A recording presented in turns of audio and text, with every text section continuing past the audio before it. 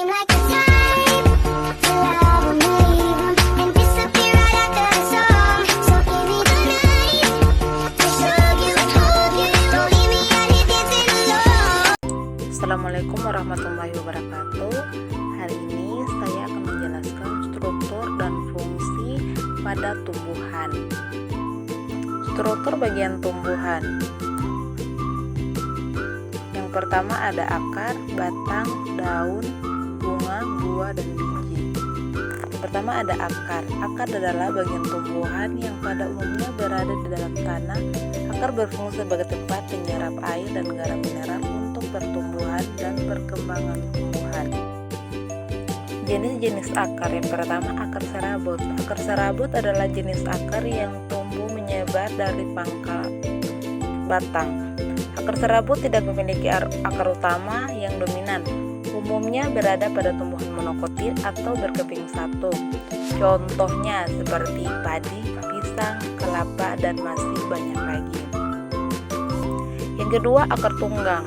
Akar tunggang adalah jenis akar yang memiliki satu akar utama yang tumbuh lurus ke dalam tanah. Dari akar utama tumbuh cabang-cabang akar yang kecil. Umumnya berada pada tumbuhan dikotil atau berkeping dua. Contohnya seperti mangga, jeruk, jambu, wortel, dan sebagian besar tumbuhan berbiji lebar.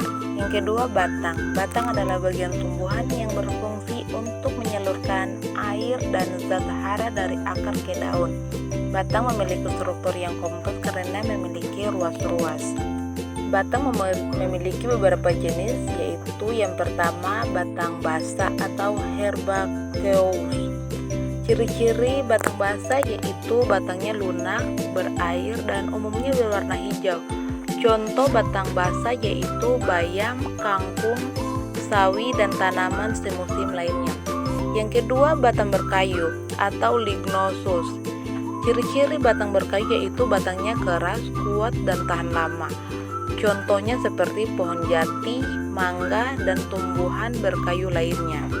Yang ketiga, batang rumput atau calkalsum. Ciri-ciri batang rumput yaitu batang tidak keras, berruas-ruas, dan seringkali berongga. Contohnya seperti padi, jagung, bambu, dan rumput-rumputan lainnya. Yang selanjutnya itu batang mondong atau calamus. Ciri-cirinya seperti mirip batang rumput, tetapi biasanya lebih panjang dan ramping. Contoh tumbuhan batang mondong yaitu tumbuhan mondong. Yang ketiga adalah daun. Daun adalah bagian tumbuhan yang berfungsi untuk melakukan proses fotosintesis atau pembuatan makanan. Daun mengandung zat klorofil yang dibutuhkan dalam proses fotosintesis. Jenis-jenis daun. Yang pertama, daun menyirip, yaitu tulang daun utama memiliki cabang-cabang seperti tulang ikan. Contoh daun menyirip yaitu daun mangga, jambu, nangka, dan rambutan. Yang kedua, daun menjari, yaitu tulang daun utama bercabang seperti jari tangan. Contoh daun menjari yaitu seperti daun pepaya, kapas, singkong, dan daun jarak. Yang ketiga, daun sejajar, yaitu tulang daun tersusun sejajar dari pangkal hingga ujung. Contoh daun sejajar yaitu daun jagung, padi, tebu, dan rumput.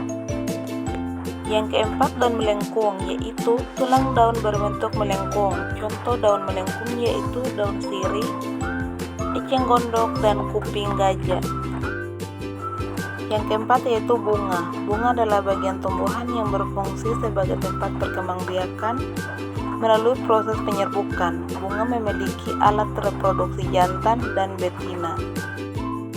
Bagian-bagian bunga. Yang pertama ada kelopak, yaitu bagian terluar bunga yang berfungsi melindungi bunga saat masih kucuk. Yang kedua, mahkota adalah bagian bunga yang berwarna cerah dan menarik perhatian serangga. Yang ketiga, benang sari, yaitu alat kelamin jantan pada bunga yang menghasilkan serbuk sari. Dan yang terakhir yaitu putik. Putik adalah alat kelamin betina pada bunga yang berdiri dari kepala putik, tangkai putik, dan bakal buah. Yang kelima, buah. Buah adalah bagian tumbuhan yang merupakan hasil dari proses penyerbukan bunga.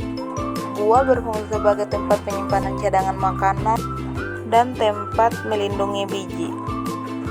Jenis-jenis buah yang pertama buah sejati, yaitu buah yang terbentuk dari bakal buah saja, misalnya mangga, jeruk, dan apel.